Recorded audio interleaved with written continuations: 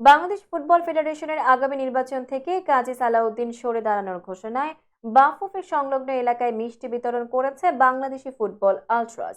এ সময় পূর্ব ঘোষণা অনুযায়ী দুধ দিয়ে গোসল করেন এক সমর্থক। এ সময় তাদের বাফুফে ভবনে ঢুকে আনন্দ মিছিল করতে দেখা যায়।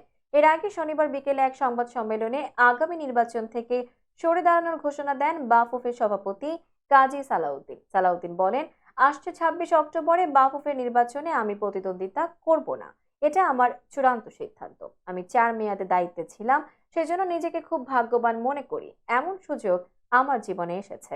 এর আগে 5 আগস্ট রাজনৈতিক পট পরিবর্তনের দীর্ঘ 40 দিন পর শনিবার দুপুরে বাফুফেতে আসেন সালাউদ্দিন, যেখানে 5 আগস্টের আগে বাফুফেতে তার আসা যাওয়া ছিল নিয়মিত।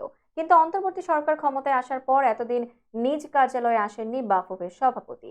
কয়েক বছর আগেই ফুটবল ফেডারেশন থেকে তার পদত্যাগের দাবি উঠেছিল, কিন্তু সালাউদ্দিন সেই দাবিকে পাত্তাই দেননি। উল্টো 5ম মেয়াদে সভাপতি পদে প্রার্থী হওয়ার ঘোষণা দেন। তবে আজ জানা গেল বাফুফে নির্বাচন থেকে সরে দাঁড়িয়েছেন তিনি। এর মধ্য দিয়ে বাফুফেতে 16 বছরের অধ্যায় শেষ হচ্ছে তার।